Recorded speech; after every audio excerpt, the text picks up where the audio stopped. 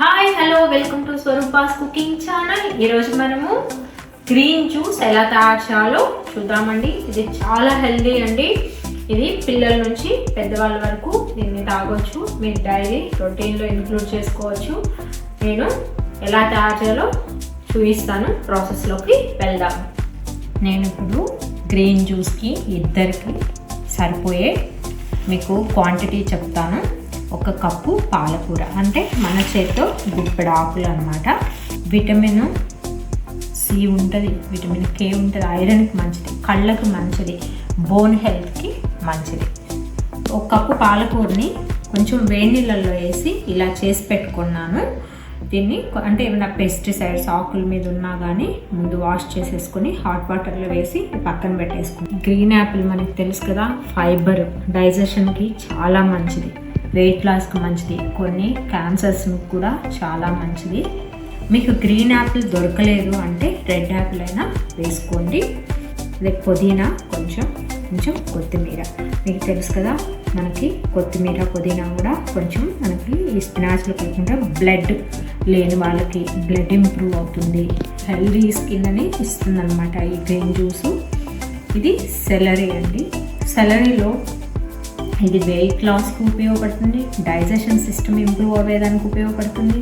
ఇది కూడా ఫైబర్ ఉంటుంది దీంట్లో, డైజెషన్కి చాలా మంచిదండి.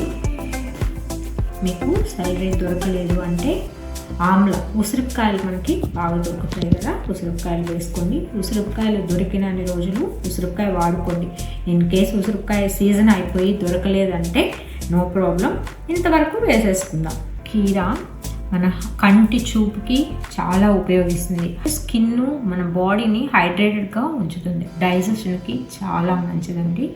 బ్లడ్ ప్రెషర్ ఉన్న వాళ్ళకి ఈ కీరా జ్యూసు చాలా మంచిది. ఇప్పుడు 1 లెమన్, ఇద్దరికి జ్యూస్ కాబట్టి 1 ఫుల్ లెమన్ సరిపోతుంది. విటమిన్ సి మీకు తెలుసు, లెమన్ కంపల్సరీ మన స్కిన్కి చాలా అవసరము, చాలా మంచిది. విటమిన్ సి ఉంటుంది. 1 చిన్న అల్లం ముక్క, డైజెషన్కి మంచిది. ప్లస్ మనకి ఏమైనా నాజీగా ఉన్నా మార్నింగ్ మనము ఆఫ్టర్ బ్రేక్ఫాస్ట్ ఈ జ్యూస్ తాగినా మనం కొంచెం అల్లం వేసుకున్నా బాగుంటుంది.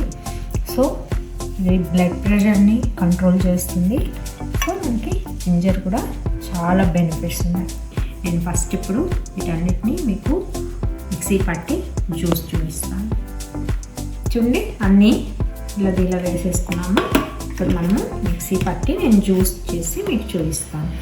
చూడండి, ఇలా మిక్సీ పట్టేసుకుని నేను 2 గ్లాసెస్ వాటర్ వేసి మిక్సీ పట్టాను. నేనంతా ఇలా వడకట్టేసుకుని నేను మీకు గ్లాసుల్లో పోసి చూపిస్తాను.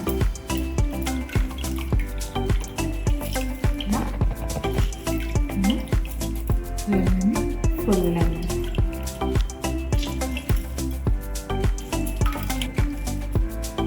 మన గ్రీన్ జ్యూస్ రెడీ అయిపోయిందండి. ఇది మనకి యాంటీ ఏజింగ్గా పనిచేస్తుంది. ఇది మనకి మార్నింగ్ ఆఫ్టర్ బ్రేక్ఫాస్ట్ తాగేమంటే చాలా రీఫ్రెష్గా ఉంటుంది. కానీ దీన్ని ఒక మెజర్మెంట్గా తాగండి.